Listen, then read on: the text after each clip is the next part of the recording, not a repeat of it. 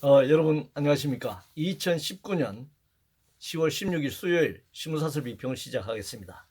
먼저 사법계에 관련된 사설입니다. 문화일보는 공수처 반대 수사권 조정안 잘못 여 의원 소신 옳다.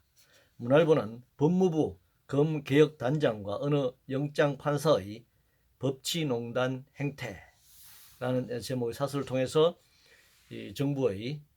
문재인 정부의 입장, 검찰개혁 방향 여러 가지 문제에 대해서 비판하고 있고, 역시 이 법무부 국정감사를 통해서 나타나고 있는 문제들에 대해서 비판하고 있습니다. 검찰개혁, 공수처 설치, 검경수사권 분리 등 무수한 논쟁들이 벌어지고 있습니다. 크게 보면 이제 사법개혁 범주에서 진행되고 있는 사안입니다.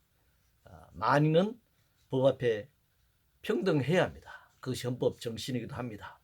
판검사는 법과 양심에 따라 수사하고 판결해야 합니다. 그러면 되는 것입니다.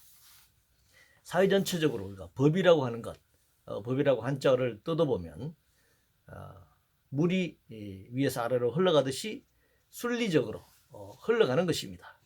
우리 사회의 윤리도덕 규범을 구체화한 것이 법이라고 할 수 있습니다. 민심이 천심이란 말이 있습니다. 박근혜 촛불 항쟁에서 보듯이, 그리고 최근 문재인 정부가 조국을 사수하기 위해서 무리하게 검찰 개혁을 내세우면서 시도했던 정치적 시도들이 실패로 돌아간 것을 우리는 보면서 민심이 천심이다라고 하는 사실을 알 수 있게 되는 것입니다. 어떤 정치적 수사나 법리적 현란함도 민심의 판단을 결코 넘지는 못할 것입니다.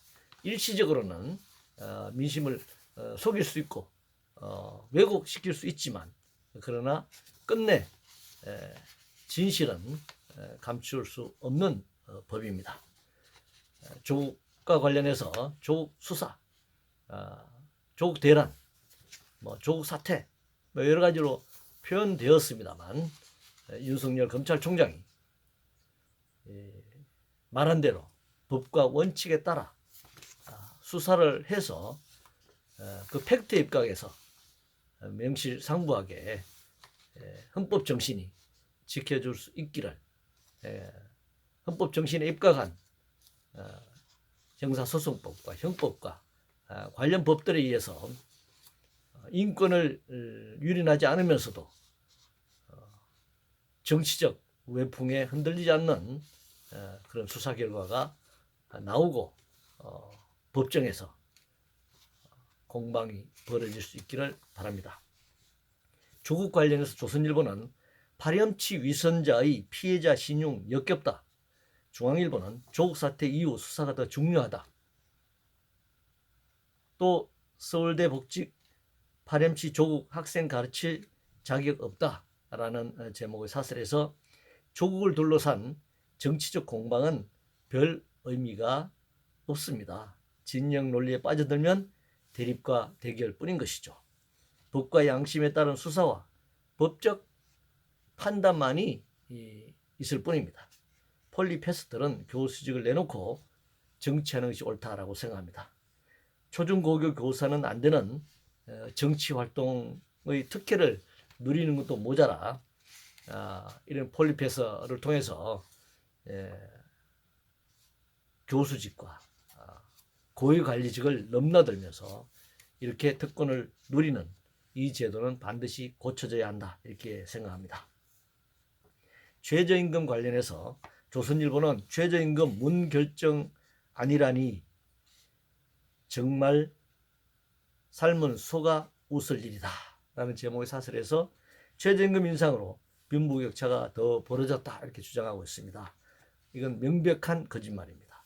600만 최저임금 대상 노동자에게 연간 노론 최저임금은 10조 원 내외에 불과합니다. 그런데 10대 재벌 산후유보금은 매년 수십조 원이 쌓이고 있습니다. 삼성 재벌을 비롯한 재벌 총수들의 주식 배당금만 수천억 원에 달합니다. 부동산 투기로 인한 불로소득, 펀드 등 금융 투기로 인한 이득 등 소수 부자들의 부가 집중되면서 빈부격차는 점점 더 늘어나고 있습니다.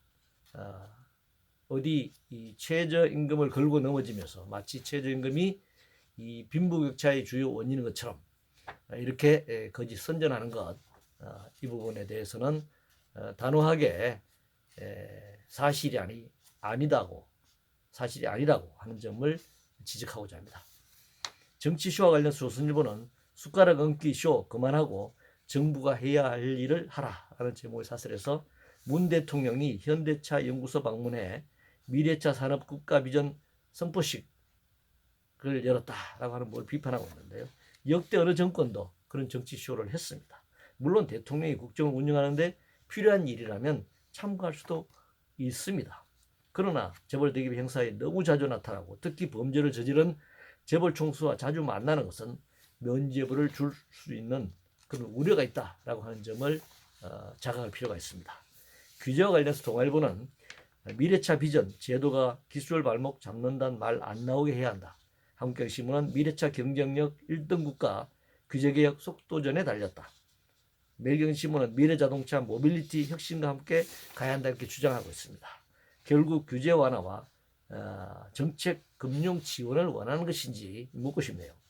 기술 혁신을 위해서는 투자를 확대해야 합니다. 사내일보공을 기술 투자에 투자를 확대하고 그리고 이 기술 혁신과 이 기술 혁신을 뒷받침할 수 있는 경영 혁신이 이루어져야 합니다. 재벌 대기업의 경영 혁신은 바로 지금 재벌 2, 3세들의 그런 불법 비리를 우리가 볼 때 또 경영에 있어서의 그런 여러 가지 문제점이 노출되고 있는 것을 볼 때 재벌 체제를 해체시키는 그런 경영 대혁신이 필요하다 그렇게 생각합니다. 이런 것 없이 규제 완화만 외치는 것은 본말이 전도된 그런 주장이다 얘기할 수 있습니다. 남북관계 관련해서 중앙일보는 북한 목리 속 깜깜이 축구가 드러낸 남북관계 현주소, 동아일보는 깜깜이 평양 축구 2년간 남북관계 공들인 대가가 이건가 라면서 현재 이 남북관계 상황을 지적하고 있는데요. 이게 남북관계 현실입니다.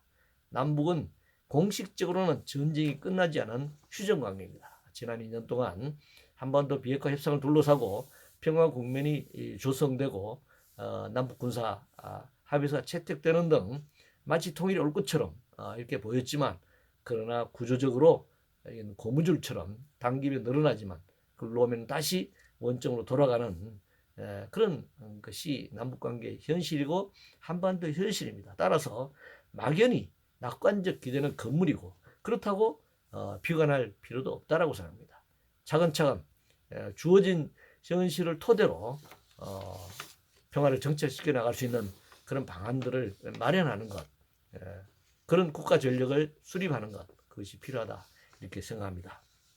교육 관련해서 동아일보는 교육격차 더 벌릴 가짜 고교 평준화라는 제목의 사설에서 자율형 사립고와 특수목적고, 외국어와 국제고가 있습니다. 일반고로 일괄 전환하는 방안을 검토하고 있다. 한국경제신문은 5년짜리 정부가 100년대계 교육을 너무 쉽게 바꾸려 한다. 매일경제신문은 자사고 외고 일괄 폐지 일방적으로 밀어붙일 일이 아니다 이렇게 주장하고 있습니다. 무슨 고교 제도가 근본적인 교육제도는 아니죠. 일부일 뿐입니다. 대학 입시 학원으로 전락한 이 학제, 고교 학제는 전면 폐지하는 것이 옳다 이렇게 생각합니다. 소수의 성자와 다수의 패자를 만드는 잘못된 교육은 전면 폐지해야 한다. 행복하지 않은 학교, 차별과 서열을 확인시키는 야만적인 교육, 이것은 우리 아이들에게도 학생들에게도 도움이 되지 않지만 우리 국가와 우리 사회의 미래를 위해서도 바람직하지 않다 이렇게 생각합니다. 빈곤과 복지 관련해서 한국경제신문은 빈부격차 해소를 위해선 정교한 복지 설계가 필요하다. 매일경제신문은 빈곤의 뿌리 현장에서 탐구한 노벨 경제학상 수상자들이라는 제목의 사설을 통해서 빈곤과 복지에 대해서 말하고 있습니다. 정교한 복지가 복잡한 복지로 둔갑하는 경우가 많습니다. 복지, 행정, 비용 등 비효율적인 복지 체계를 전면적으로 수정할 필요가 있습니다. 다양한 복지 제도를 보면 항상 차상위 계층의 문제가 발생하기도 합니다. 기본소득 도입으로 국가가 국민의 기본적 삶을 보장할 수 있는 토대를 마련하는 것, 이것이 굉장히 중요하다고 생각합니다. 조세 부담률 제고와 재정 확충을 통한 복지 토대를 먼저 만들어야 합니다. 오직 성장 논리만 빠지지 말고 경제 성장의 목표가 또 다른 성장이 아니라 복지와 행복한 삶이라고 하는 점을 분명히 인식할 필요가 있습니다. 이상으로 2019년 10월 16일 수요일 신문사설 비평을 모두 마치겠습니다.